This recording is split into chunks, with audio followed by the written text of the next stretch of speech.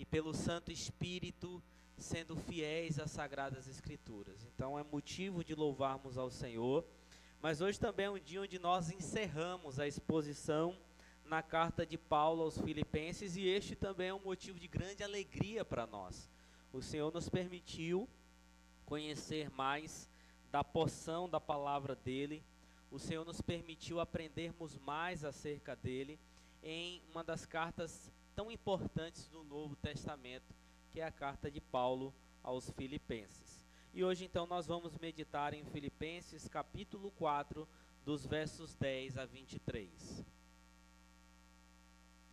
Filipenses 4, de 10 a 23. Permaneça com a tua Bíblia aberta, faça anotações durante a exposição da palavra do Senhor.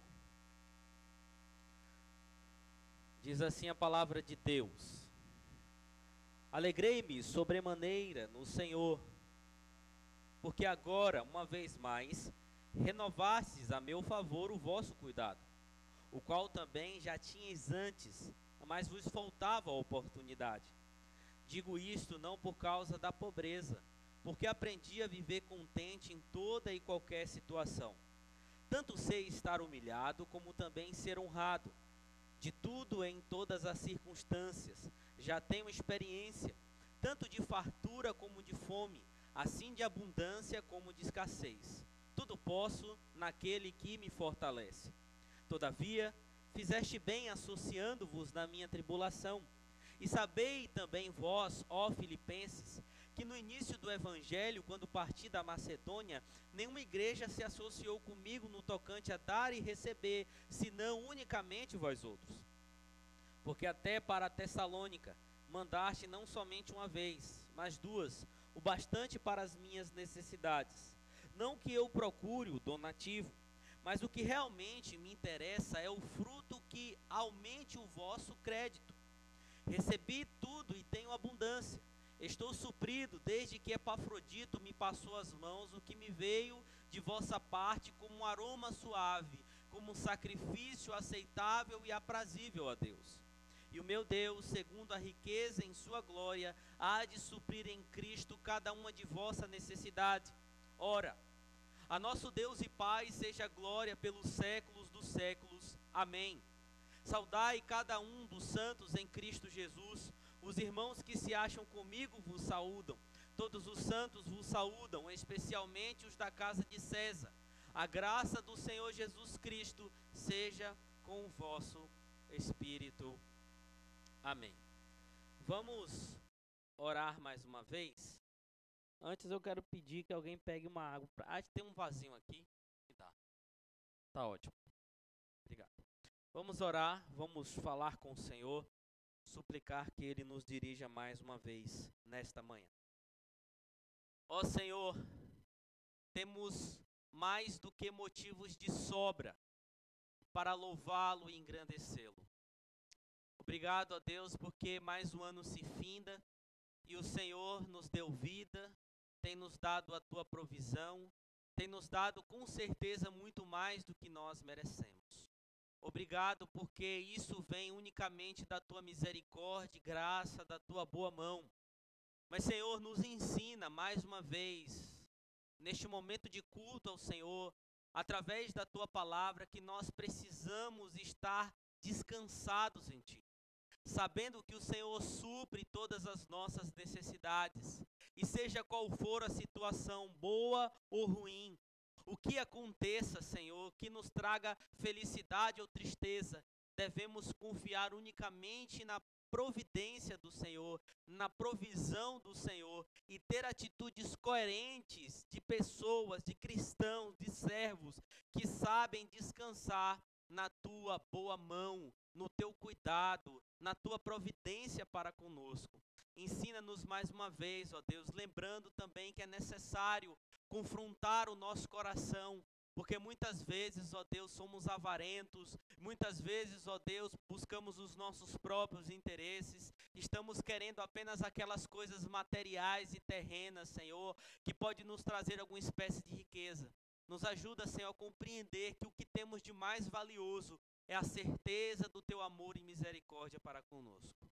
Assim nós oramos em nome de Jesus, confiados em ti. Amém. Meus irmãos, em uma determinada igreja, a qual eu fui auxiliar, eu me deparei com uma situação muito interessante. Um casal, eu era responsável pelos casais da igreja, e um dos casais me procurou, aflitos, atônitos, sem saber o que fazer.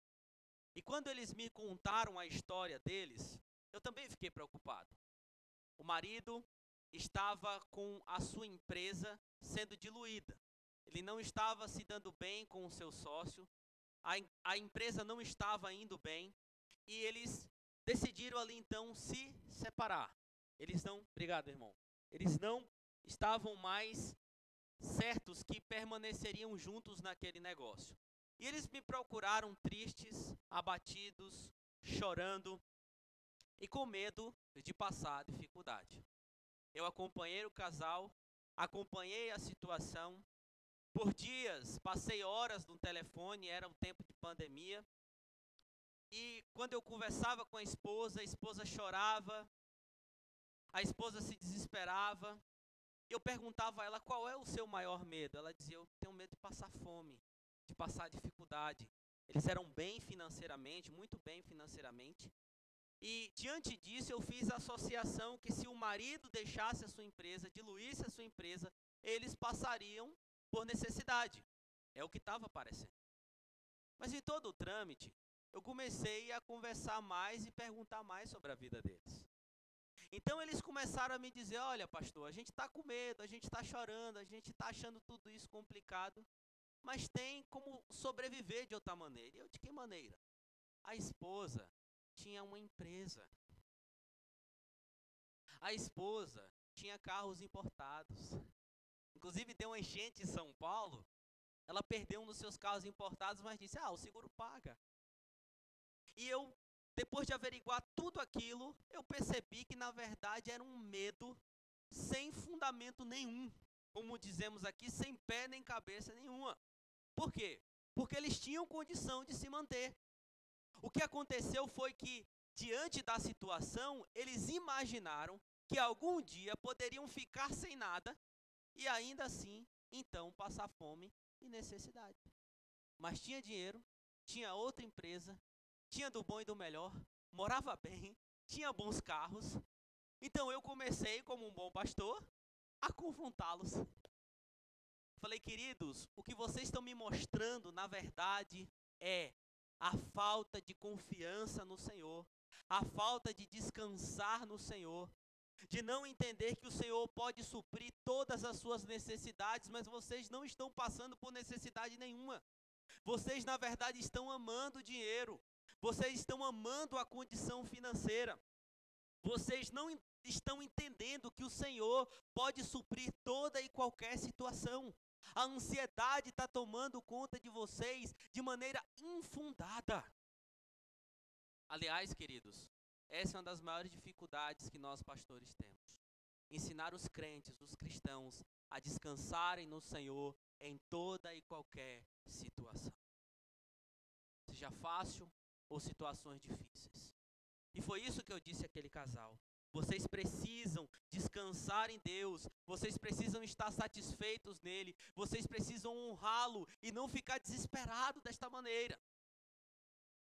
E em certo sentido, meus irmãos, quando nós olhamos para esse texto que nós acabamos de ler, nós devemos compreender que Paulo vai deixar isso muito claro para nós.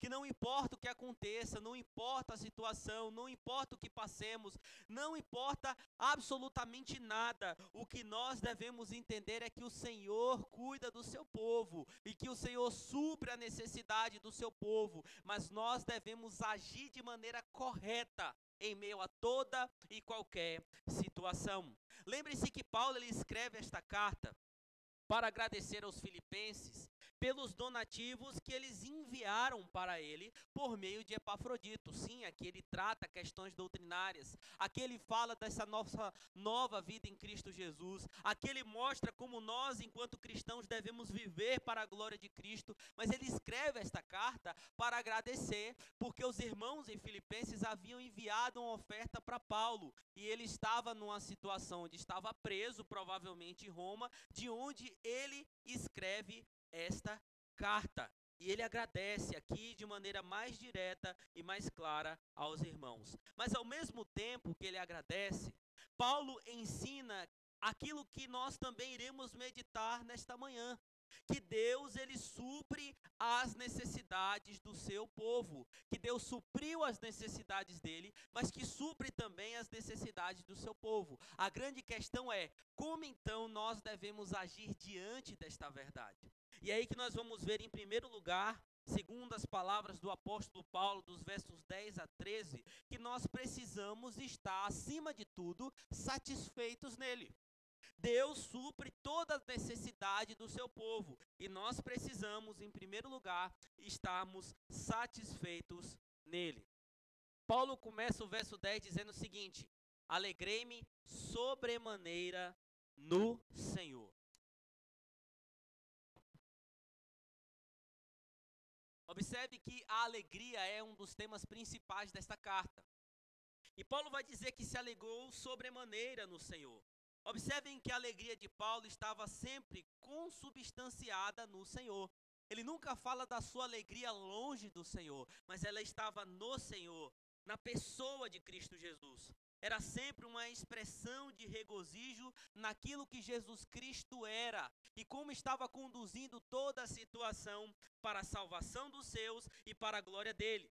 Com isso, começa a ficar claro para nós que Paulo via a oferta, a qual ele vai tratar aqui, vinda dos filipenses, como algo proporcionado por Deus para a glória dele acima de tudo. Então devemos nos alegrar em qualquer situação, primeiramente, sabendo que o motivo da nossa alegria deve, acima de tudo, glorificar ao Senhor Jesus Cristo. Qual é o motivo da tua alegria? Você está alegre hoje? Você teve alguma alegria esta semana? O que tem trago regozijo na tua vida? Acima de tudo, você tem que pensar se esse regozijo, na verdade, é para a glória de Cristo. Se você enxerga isso como algo que é para a glória de Cristo. Isso deve sempre estar claro na nossa mente. Mas Paulo ele vai desenvolver ainda mais o motivo da alegria dele. Ele diz o seguinte: porque agora, uma vez mais, renovaste a meu favor o vosso cuidado, o qual também já tinhais antes, mas vos faltava oportunidade. Paulo vai falar do cuidado dos filipenses para com ele. Eles já haviam se associado ao apóstolo Paulo, eles já tinham cuidado do apóstolo Paulo de maneira financeira. E eles já tinham muitas vezes cuidado de Paulo nessa parte, só que antes desse donativo chegar, que ele está agradecendo por meio de Epafrodito, ele vai dizer que faltava oportunidade. Como assim? É interessante nós observarmos que antigamente não existia Pix. Não era fácil você dar um donativo a uma pessoa. E Paulo andava perambulando, graças a Deus, pelo mundo da época para pregar o sagrado evangelho. Ele estava preso também nesta situação, como nós já falamos.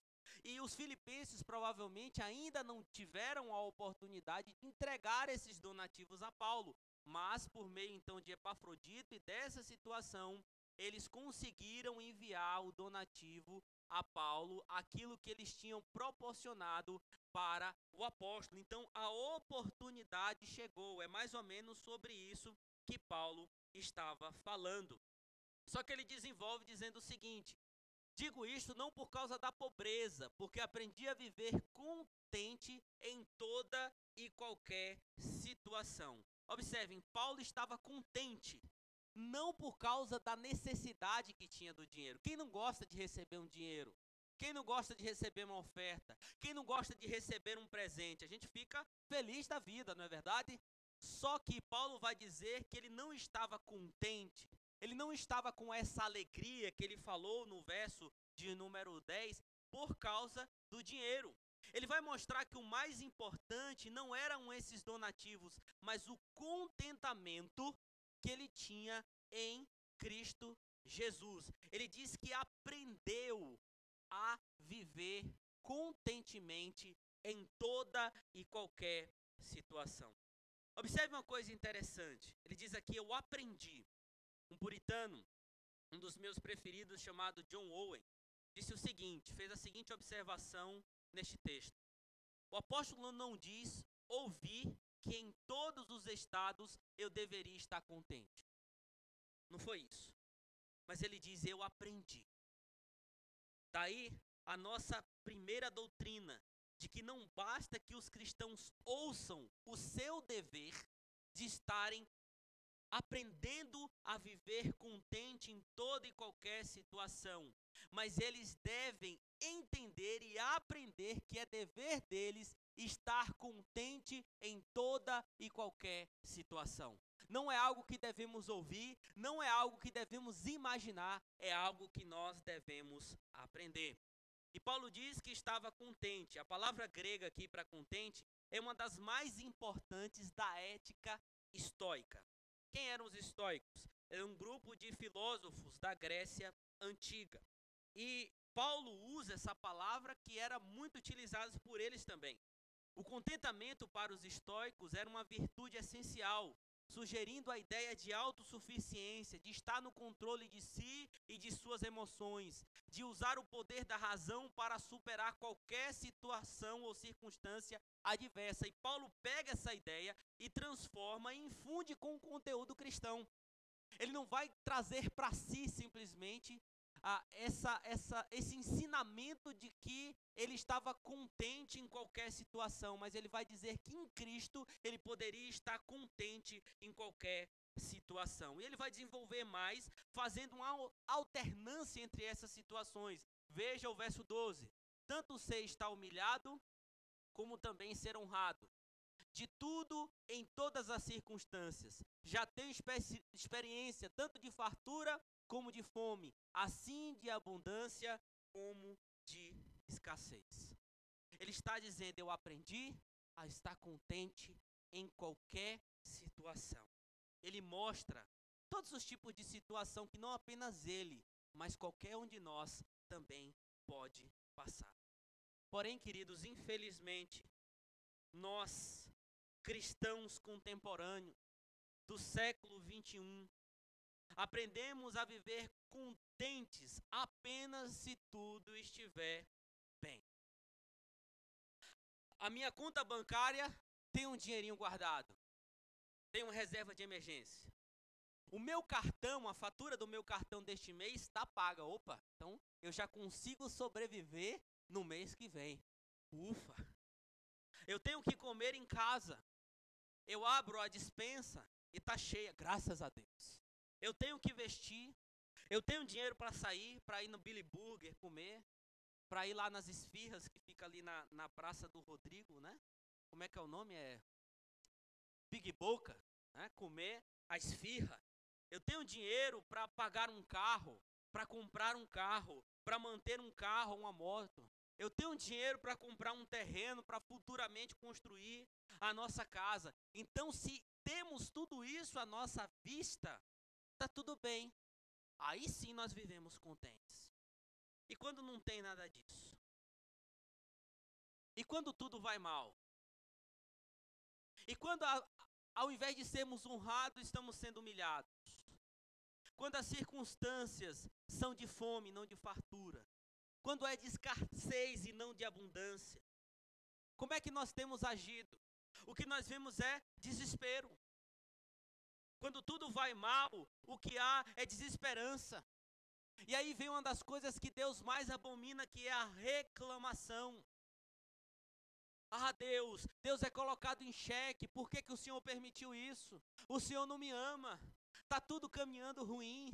Eu não sou abençoado, principalmente por causa desse tipo de teologia que está sendo pregada nos dias de hoje, que você só é amado por Deus, que você só é atendido por Deus se você tiver bens materiais. Eu não sei onde essas pessoas enxergam esse tipo de coisa, porque isso não é bíblico, mas muitas vezes nós deixamos isso entrar em nosso ser, em nosso coração, e agimos como pessoas que acreditam nesta mentira, e acabamos colocando Deus em xeque, meus irmãos. Mas não é isso que Paulo está dizendo. Ele está dizendo que aprendeu a viver contente em qualquer situação. E é assim que nós devemos viver. É isso que nós devemos aprender. Nós devemos nos regozijar em toda e qualquer situação, sabendo que tudo que passaremos será para a glória de Cristo Jesus. Ainda que não saibamos entender, nós devemos confiar em Cristo Jesus. Esse é o nosso papel. Essa é a nossa obrigação. No verso 13, então, ele diz: tudo posso naquele que me fortalece. Quando nós recitamos esse texto, geralmente consideramos que queremos fazer algo que tem sim a maior possibilidade possível. É como se nós nos tornássemos uma espécie de vingador, uma espécie de super-homem, de super-herói, né? Tudo posso naquele que me fortalece. Tal entendimento, meus queridos, infelizmente, leva ao erro do triunfalismo. As pessoas imaginam que podem ter e fazer qualquer coisa, e é isso, por exemplo, que o falso evangelho e que os falsos profetas estão ensinando. Este aqui é um dos versículos mais utilizados por estes homens. Tudo posso naquele que me fortalece. Você pode qualquer coisa. O tipo de teologia coach, né? Coloca lá um monte de brasa no chão, recita este verso e vai andando por cima da brasa. É esse tipo de coisa que a gente está vendo nas igrejas. Mas não é sobre isso que Paulo está falando, queridos. Uma melhor tradução à luz do texto aqui, para deixar bem claro, seria o seguinte: Paulo dizer, eu posso fazer tudo isso através daquele que me fortalece. Não é isolado, tem um contexto. O que ele está falando antes? Ele está dizendo que está contente em qualquer situação. E por meio daquele que o fortalece, ele pode fazer tudo isso. O ponto de Paulo é que qualquer coisa lançada contra ele em sua vida poderia ser controlado pela satisfação na glória de Cristo Jesus. E meus irmãos, é assim que nós devemos viver. Precisamos estar satisfeitos em Cristo Jesus, acima de todas as coisas. Por que que o apóstolo Paulo aprendeu a viver contente em qualquer situação? Por que que o apóstolo Paulo, mesmo recebendo um bom donativo dos filipenses, ele vai dizer que a sua maior satisfação estava em Cristo Jesus, estava em se satisfazer em qualquer situação que Cristo colocasse? Porque Cristo era o centro do coração do apóstolo, e é assim que nós precisamos ter Jesus também. Estaremos satisfeitos em qualquer situação se Cristo for tudo para nós, se Ele for a nossa maior riqueza. O Salmo 23:1 diz o seguinte: o Senhor é meu pastor e nada me faltará. Aí o que é que se pensa logo? Porque o Senhor é meu pastor, Ele vai me suprir de todas as coisas. Não. No texto hebraico, a ideia é: o Senhor é meu pastor, Ele é suficiente para mim, por isso eu não tenho falta de mais nada. É isso que a ovelha ali está dizendo, aquele salmo messiânico. O Senhor é tudo que eu preciso, o Senhor é tudo que eu tenho. Mas infelizmente nós falhamos isso muitas vezes. Por quê? Porque Cristo não tem sido o tesouro do nosso coração. Porque Cristo não tem sido aquilo que é de mais precioso para nós. Se Cristo fosse a coisa mais preciosa do teu coração, você não sentiria tanto quando as coisas lhe faltam, por exemplo. Mas pastor, é difícil você pensar assim quando a barriga está chorando de fome, quando as contas estão atrasadas, quando o que eu quero não está vindo, ou qualquer outra situação, quando eu estou sem emprego. A questão não é a situação em si, a questão é o nosso próprio coração, meus irmãos. E não é impossível. Quantas pessoas eu já conheci que não tinha nada, e eu perguntava a essas pessoas: como é que você consegue ficar tão feliz, tão alegre? Eu nunca vi você reclamando, e elas responderem: porque Cristo é o bem mais precioso que eu tenho. E isso é possível. Possível em Paulo, possível nos Filipenses, e possível na vida daquele que ama Cristo sobre todas as coisas. 2024 está chegando. É bem possível que neste ano de 2023, você tenha cometido a falha de não se satisfazer unicamente em Cristo Jesus. entender que o Senhor Deus, Ele provê todas as tuas necessidades. Mas como nós falamos na liturgia, a misericórdia de Cristo é tão boa para nós, a graça de Cristo é tão boa para nós, que Ele nos convence da nossa falta e nos dá a oportunidade pelo seu sangue, pela cruz, de buscarmos fazer diferente. Então entre nesse ano de 2024 pensando diferente, pedindo ao Senhor que transforme o teu coração para que você tenha Ele como o maior tesouro da tua vida, para que você se satisfaça nele, para que você confie nele, para que você o ame de todo o coração, porque assim você vai estar satisfeito nele, em qualquer e toda situação, como estava o apóstolo Paulo. Mas o texto tem mais a nos ensinar. Paulo está nos mostrando que o Senhor Deus, Ele provém as nossas necessidades, a necessidade do seu povo. E por isso precisamos reconhecer a bondade e a fidelidade dEle. A bondade e a fidelidade do Senhor. Pode parecer aqui que Paulo está esnobando, né? O que os irmãos mandaram para ele. Mas não é a verdade. Paulo não está esnobando a ajuda dos irmãos. Ele vai dizer que eles fizeram bem. Verso 14, todavia fizeste bem, associando-vos na minha tribulação. E vai ficar claro aqui que o apóstolo não está buscando o seu próprio interesse. Ele recebe esses donativos, mas ele vai mostrar que na mente dele, no coração dele, ele não estava buscando os seus próprios interesses, mas de quem enviou a oferta para eles.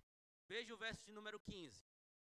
E sabeis também vós, ó Filipenses, que no início do evangelho, quando parti da Macedônia, nenhuma igreja se associou comigo no tocante a dar e receber, senão unicamente a vós outros. Paulo vai dizer que nessas situações, nesse tempo, somente os filipenses se associou a eles. Em que sentido? De ajudar na obra missionária de Paulo. Paulo era um apóstolo de Cristo Jesus e ele vivia para pregar o sagrado evangelho de Cristo Jesus. E era necessário que os irmãos enviassem donativos. Mas essa igreja, nesse tempo, aqui citado por Paulo, foi a única que se associou a ele. E, infelizmente, muitas igrejas negaram auxílio ao apóstolo Paulo. Existia desconfiança por meio de muitas igrejas. Muito se discutiu naquela época se Paulo tinha de fato autoridade apostólica, sendo que ele não havia andado com Cristo Jesus. Muitos que estavam tentando adentrar as igrejas com falsos ensinamentos colocavam a apostolicidade de Paulo em xeque. Então muitas igrejas provavelmente deixavam de ajudar por causa disso, mas também porque eram ruins mesmo. Por exemplo, lá em 2 Coríntios 11:9, você vai ver que Paulo estava passando por privações enquanto estava entre os coríntios. E lá você tinha uma igreja de pessoas que viviam em pecado, que esbanjava, que fazia tudo errado, mas que tinha dificuldade em ajudar o apóstolo. Ele vai dizer que não foi pesado aos irmãos enquanto esteve lá. Inclusive Paulo, quando ele tinha essa escassez, o que é que ele fazia? Tendas para poder sobreviver. Um apóstolo de Cristo fazendo tendas para poder sobreviver. E ele vai dizer o seguinte, verso 16, porque até para Tessalônica mandaste não somente uma vez, mas duas, o bastante para as minhas necessidades. Então, eles haviam se associado ao ministério de Paulo.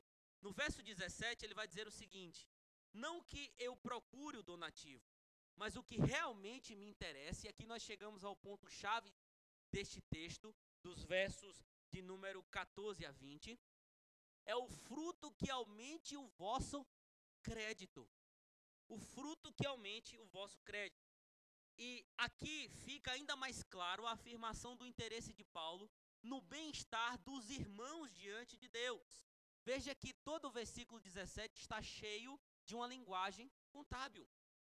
E Paulo não via as ofertas dos filipenses na ótica da própria satisfação, já que eles haviam se associado e o ajudado. Mas ele está entendendo que eles estavam aumentando o crédito deles mesmos diante de Deus quando auxiliava o apóstolo Paulo. Enquanto eles ajudavam, eles estavam ganhando créditos diante de Deus. moral diante de Deus, porque estavam fazendo aquilo que agradava ao Senhor. E é isso que Paulo está dizendo. O que realmente me interessa é que aumente o vosso crédito diante de Deus. Quando a igreja é fiel em auxiliar a obra do Senhor, o Senhor abençoa. E meus irmãos, devemos reconhecer a fidelidade de Deus, a bondade de Deus, no sentido que Ele nos dá todas as coisas por sua graça e misericórdia, quando também nos auxiliamos uns aos outros, mas também a sua obra neste mundo. Hudson Taylor, um dos grandes missionários levantados pelo Senhor, que foi missionário na China, costumava dizer: quando a obra de Deus é realizada da maneira de Deus e para a glória de Deus, nunca faltará a provisão de Deus. E biblicamente nós temos textos que deixam claro isso. Lá em 2 Coríntios 9, de 10 a 15, Paulo vai dizer que quando ofertamos, nos beneficiamos a nós mesmos, à medida em que socorremos os necessitados. No verso 7, ele diz que quem dá ao pobre, a Deus empresta, quem semeia com abundância também se fará. No Antigo Testamento, Provérbios 11, 25, diz que a alma generosa prospera. Provérbio 19, quem se compadece do pobre ao Senhor empresta. Atos 20, 35, mais bem-aventurado é dado o quê? Receber. Portanto, quando nós pensamos na necessidade dos outros, Deus supre a nossa necessidade, mas infelizmente também temos pessoas mal intencionadas que usam a ajuda do próximo como fonte de enriquecimento. Sabe um desfavor que as redes sociais fizeram? Foi colocar em ascensão lobos devoradores mal intencionados. Geralmente você abre o Instagram, você vai lá e vai ver a live do profeta ou da profeta. E aí começa a live. E aí começa a falar em pseudos línguas estranhas, alalá cachorra, chupa balarral, e diz assim: eu tenho uma palavra para você. Aí fala um nome comum, né? Lucas. Lucas, Deus manda te dizer, mas eu só vou liberar essa bênção se você semear R$100. E as pessoas que são imediatistas, que não querem se arrepender diante de Deus, mas que querem Deus apenas como uma espécie de solução momentânea para seus problemas, fazem o quê? Vou ajudar. Ah, eu tenho aqui algo para vender, um pouco de água vindo de Israel, mas você precisa semear. Aqui está as bênçãos vindo do reino celestial, mas você precisa semear R$80 para essa água aqui. 80 está até barato, né? Eu estou fazendo uma promoção para esse povo. E você vai receber a bênção do Senhor. Aí o pessoal vai lá e oferta. Com o passar do tempo, fica claro que essas pessoas são lobos, devoradores, mal intencionados, falsos profetas, falsas profetisas, que enganam o povo por causa de dinheiro. Pessoas que fazem isso estão vivendo uma vida de luxo absurdo, ostentando relógios de R$80 mil, Ferraris. Tem uma tal de pastora do Pix aí, né? Uma das coisas mais abomináveis que eu já vi. Essa mulher enriquece fazendo live, dizendo que está falando em vida estranha, liberando profecia. E as pessoas seguem. E depois que vê as besteiras que esses homens e mulheres fazem, olha lá, todo pastor não presta. Todo que diz que é profeta não presta, né? Mas porque infelizmente existem essas pessoas mal intencionadas, que buscam receber do próximo uma fonte de enriquecimento ilícito, de maneira que não é bíblico, usando a Bíblia errada, usando textos isolados para poder enganar as pessoas. Porém, nós temos outro extremo, que são os crentes mesquinhos, mão de vaca e ruins. Nós saímos de um extremo para outro extremo. Existem sim muitas igrejas más intencionadas, mas existem igrejas sérias, como é o caso da nossa igreja. Por exemplo, tudo que entra de dízimo e oferta, você vai ver ali no mural. Nada do que entra passa pela mão nem do pastor, nem do presbítero. Vai diretamente pro tesoureiro da igreja, que está lá em Limeira. E aí o que é que se ouve de muitos crentes? que se dizem crentes. Ah, eu não vou dizimar e ofertar porque eu não quero enriquecer pastor. Ah, eu não vou dizimar e ofertar porque a igreja não precisa, a gente tem uma igreja mãe que tem condições. Ah, eu não vou porque eu tenho as minhas necessidades primeiro. Ah, eu não vou porque eu tenho planos nesse sentido, eu só não quero ajudar. Queridos, isso fala mais sobre você do que da própria igreja. Isso mostra que você é alguém avarento. Isso mostra que você é alguém mesquinho. Isso mostra que você é alguém que não tem amor pela obra do Senhor. Biblicamente, sempre foi necessário ofertar e dizimar da maneira correta, e a igreja cuidar da maneira correta do dinheiro que vem para a casa do Senhor, para que a obra do Senhor possa se desenvolver. A gente sabe que não só aqui, mas em outros lugares do mundo, necessita-se de donativos. E a gente pede a oportunidade de dizimar, de ofertar, de auxiliar a obra de Deus com aquilo que Ele mesmo nos dá. Ou você está achando que o que Deus te dá é fruto do seu trabalho? Que você tem porque você trabalha muito. Você não sabe de nada se você pensa assim. Porque a Bíblia diz que todas as coisas que temos é o Senhor que nos dá. Talvez não seja a realidade de vocês, mas eu convivi com pessoas muito ricas. Pessoas que tinham muito e perderam nada tudo de um dia para o outro, não tinha mais nada. Pessoas que tinham pouco e o Senhor deu muito. Às vezes numa virada assim de uma hora para outra, que não dava nem para explicar. O Senhor é quem dá e quem tira. Aí você pode dizer, mas eu sou ruim, eu sou avarento e mesmo assim o Senhor me sustenta. Mas entenda que Deus é tão sábio que às vezes Ele permite certas coisas na sua vida, até mesmo para mostrar a dureza do teu coração ou para condenar. Se engana quem acha que tem muito, que está sendo mais abençoado do que os outros. Porque o nosso Senhor Jesus Cristo, sendo rico, se fez pobre. Foi isso que nós lemos aqui. Paulo ainda está refletindo o poema da humilhação de Cristo. Ele, sendo Deus, não considerou ser igual a Deus, se esvaziou, assumiu a forma de servo. E o nosso Senhor muitas vezes não tinha nem onde repousar a cabeça. Não tinha muitas vezes algo básico para a sua necessidade. Você está achando porque tem alguma coisinha, você é mais abençoado que os outros? Não, não, não. Quando você não auxilia o reino de Deus, quando você não ajuda o reino de Deus, quando você não cumpre com as suas obrigações nesse sentido, isso fala mais sobre você do que qualquer outra coisa. Deus não precisa do seu dinheiro. Ele levanta de lugares de onde você nem imagina, mas nós temos essa graça, esse privilégio de poder auxiliar a obra do Senhor. Assim como fez os filipenses. Só que Paulo não está dizendo aqui que é uma moeda de troca, mas uma associação com o reino de Deus e sua obra e sua justiça, irmãos. Quando nós auxiliamos, como nós ajudamos, quando nós damos donativos, nós estamos nos associando ao reino de Deus. Quantos irmãos aí fora, prestes a perder a cabeça, sem poder trabalhar pregando o nome de Cristo? Nós temos a oportunidade de ajudá-lo, mas também aqui na nossa congregação, na nossa igreja. Que privilégio nós temos. E é por causa disso que Paulo vai mostrar então como é que esses donativos, como é que esse auxílio é visto diante de Deus.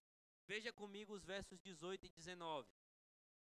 Recebi tudo e tenho abundância. Estou suprido desde que Epafrodito me passou às mãos o que veio de vossa parte como um aroma suave, como um sacrifício aceitável e aprazível a Deus, e o meu Deus, segundo a riqueza em sua glória, há de suprir em Cristo cada um de vossas necessidades. A linguagem aqui é de culto. A linguagem veterotestamentária utilizada por Paulo aqui é sobre um culto. O que é que ele está dizendo? Que quando você, ou eu, ou os irmãos de Filipenses, ou qualquer outro irmão, auxilia o reino de Deus nesse aspecto, é como um aroma suave na presença de Deus. É como um sacrifício agradável ao Senhor Deus. Veja que coisa maravilhosa que Paulo está nos dizendo aqui. E vem com promessa. Ele diz o seguinte, e o Senhor, segundo a sua riqueza, há de suprir em Cristo cada uma das vossas necessidades. Irmãos, eu não quero me utilizar como exemplo aqui, não entendam assim. Mas desde quando eu era novo, e eu ponho isso na conta do Senhor, Deus sempre me deu facilidade para doar o que eu tinha.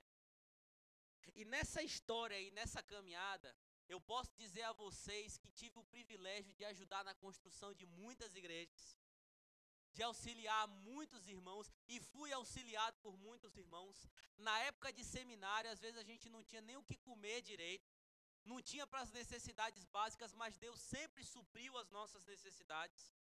Então o Senhor sempre teve misericórdia, mas o Senhor sempre me deu essa facilidade para dar, para doar, para ajudar, para cuidar, mesmo quando não tinha basicamente nada. Sabe quantas vezes o Senhor desamparou a mim e a minha família? Nenhuma.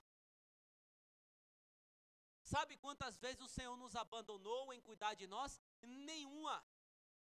E assim eu conheci outros servos de Deus, servas de Deus, que mesmo sem ter muito, dava, doava, ajudava. E sabe quantas vezes eu vi o Senhor desamparar uma pessoa dessa? Nenhuma. Porque isso é bíblico, irmãos. Não é assim, o Senhor vai me dar em abundância. Não é moeda de troca, mas Ele está dizendo que o Senhor cuida. Não importa como seja, mas o Senhor vai cuidar. Mas a gente tem que se desgarrar da avareza do coração e entender que quando nós auxiliamos, isso sobe como aroma suave ao Senhor. Observe aí que no verso de número 20, ele vai trazendo uma espécie de doxologia. Ele glorifica a Deus. Olha que interessante. Ora, ao nosso Deus e Pai seja a glória pelos séculos dos séculos. Amém. Aí as pessoas vão dizer assim quando olham, sem perceber o que Paulo está fazendo. Ele jogou uma glorificação ao Senhor de maneira isolada. Não. Qual é a ideia aqui? A exemplo de Efésios 1 e 1 Pedro 1, quando Paulo ele glorifica a Deus dessa maneira para ressaltar o ato gracioso de Deus, ele está trazendo a ideia que aquilo que foi conquistado para nossa salvação e santificação veio unicamente da graça de Deus, em Cristo Jesus. Então ele glorifica a Deus aqui, entendendo que tudo que ele está falando, de auxiliarmos, de Deus suprir a necessidade do seu povo, da gente confiar nele, é objeto da sua graça. É graça de Deus, é compaixão de Deus, tudo isso funciona para a glória de Deus. Com isso Paulo mostra que se estamos dispostos a ajudar a obra de Deus, com o que Ele mesmo nos dá, se somos abençoados por isso, Deus é o maior responsável, segundo a sua graça. É por isso que Ele louva. C.S. Lewis escreveu certa vez que no início da vida de um ser humano, é natural que o bebê tome o leite materno sem conhecer a sua mãe. É igualmente natural para nós vermos que toda ajuda que nós percebemos ou recebemos vem de Cristo Jesus e Cristo está por trás dele. Mas não devemos permanecer como bebês, devemos continuar a reconhecer o verdadeiro doador. Todas as coisas que vêm para nós é Deus que nos dá.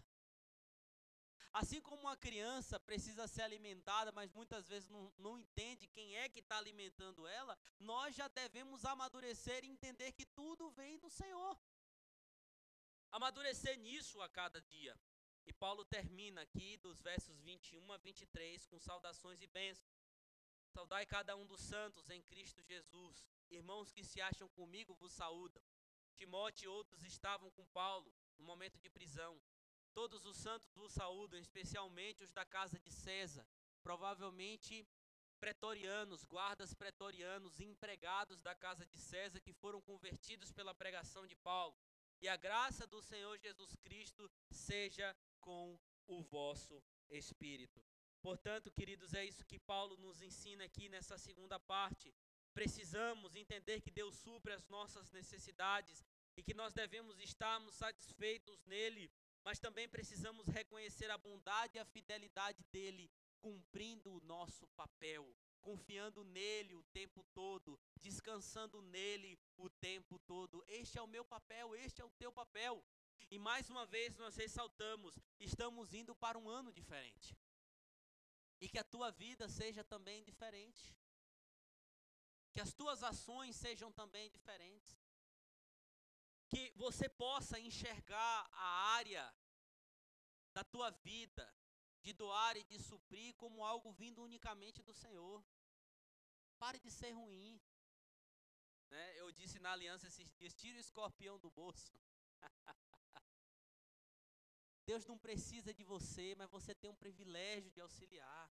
E você pode descansar nele. Você pode descansar na providência dele. Faça isso para a glória de Deus. Eu contei a história de irmãos queridos que se desesperaram sem motivo nenhum. Ah, pastor, mas estava diluindo a empresa, mas eles tinham condições de viver muito bem, tanto que até hoje vivem muito bem. São pessoas que eu amo e eles têm o mesmo carinho e amor por mim. Mas tome esse exemplo de uma maneira a não ser seguida. Um exemplo a não ser seguido. Não se desespere. Deus cuida de você. Deus cuida de você o tempo todo. Não tenha dúvida disso. Não seja ruim, não seja avarento. Deus cuida de você o tempo todo. Em qualquer situação, seja boa ou ruim, Deus cuida de você o tempo todo. Então, adentre 2024 com isso em mente. Deus cuida de mim o tempo todo. E saiba que, acima de tudo, não é para a sua glória. No Antigo Testamento, quando o povo recebia as bênçãos de Deus, o que é que eles faziam? Louvavam ao Senhor. No Novo Testamento, do mesmo jeito. Tudo que acontecer na tua vida, louve ao Senhor. Engrandeça ao Senhor. Exalte ao Senhor. Isso é bênção vinda de Deus. E que 2024 seja um ano que nós, enquanto igreja, possamos prosseguir nesta verdade que nós acabamos de estudar, acabamos de aprender, acabamos de evidenciar. Deus supre as necessidades do seu povo. E é necessário que a nossa vida seja como uma oferta agradável a Ele. É isso que nós devemos oferecer o tempo todo. E é isso que nós vamos cantar também neste momento. Coloque-se de pé. Vamos cantar este cântico.